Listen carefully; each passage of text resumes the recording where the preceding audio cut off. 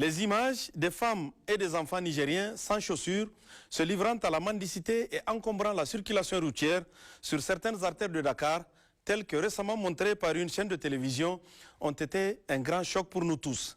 Ces images, abondamment transportées par les réseaux sociaux, ont provoqué une profonde blessure dans notre amour-propre et notre fierté.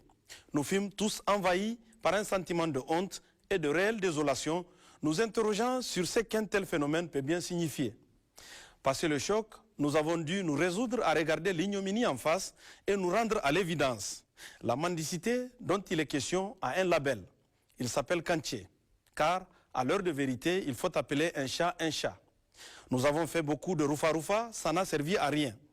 En effet, cela fait déjà des années que nos frères du département de Kanché et désormais ceux de Magaria ont pris l'habitude de s'adonner à une activité bien singulière, consistant à faire partir leurs femmes et leurs enfants par milliers vers les destinations les plus éloignées et les plus périlleuses pour se livrer, on a de la peine à le croire, à la mendicité.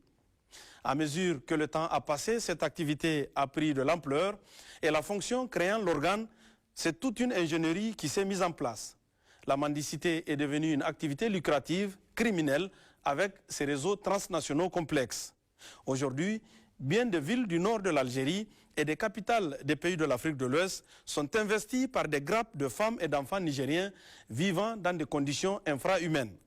À l'évidence, ces femmes pauvres et ces enfants déshérités ne sauraient par leurs propres moyens s'assurer les frais de voyage sur parfois plus de 4000 km. S'ils sont capables d'effectuer de tels voyages, c'est qu'ils sont forcément pris en charge par des réseaux bien organisés. Et ces réseaux de trafic d'êtres humains se servent de ces femmes et de ces enfants, ainsi que de leur misère exposée comme un moyen pour se faire de l'argent et même beaucoup d'argent. Après les images de Dakar, le gouvernement a réagi avec promptitude.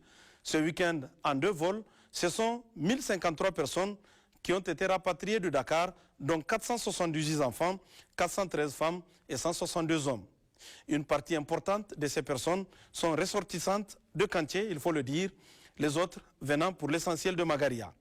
Suite aux vérifications d'identité des personnes, les autorités ont découvert un certain nombre de choses honteuses que nous n'avons pas le droit de taire. Ainsi, certains des enfants sont loués à des femmes migrantes à des sommes qu'elles sont tenues de renvoyer mensuellement aux pères des malheureux enfants. Certains hommes envoient à la mendicité plusieurs de leurs épouses à la fois, ainsi que de leurs enfants, vers diverses destinations dans le monde. Interrogée, une femme retournée de Dakar a répondu naïvement que son mari se sert de la récolte de la culture annuelle pour se marier à des jeunes filles qu'il envoie par la suite dans les réseaux de la mendicité. Pour de tels hommes, se marier, divorcer et faire des enfants est devenu une activité économique criminelle. Nous avons de la peine à croire que cela puisse se passer dans le Daoura, une des plus vieilles terres d'implantation de l'islam dans notre pays. Il est inimaginable et totalement scandaleux que des musulmans puissent envoyer leurs femmes et leurs enfants, parfois des nourrissons, traverser le Sahara dans des embarcations clandestines périlleuses pour se retrouver à mendier dans le froid des villes algériennes du bord de la Méditerranée. Ces choses doivent s'arrêter. Le président de la République, en ce qui le concerne, en faisant immédiatement ramener les mendiants de Dakar, a accompli son devoir. Le gouvernement a mis en place un plan pour ramener tous ceux qui errent dans différents pays de la sous-région.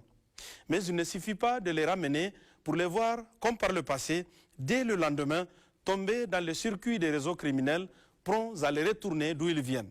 Dans ce trafic, les responsabilités des chefs coutumiers et des chefs religieux d'où partent les migrants sont assurément totalement engagées.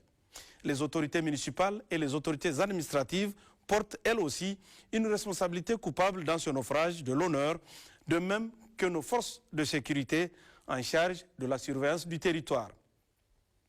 Si la législation en vue de réprimer comme il se doit, ce phénomène comporte des lacunes, il faut instamment la réformer pour mettre entre les mains des juges les instruments appropriés pour réprimer vigoureusement cette dérive. Mais au-delà de tout ça, le vrai problème qui nous est posé est celui de savoir si notre société a le droit de permettre à un homme irresponsable de nouer des mariages à sa guise, de faire 40 voire 50 enfants qu'il n'a pas l'intention de nourrir, à plus forte raison éduqués.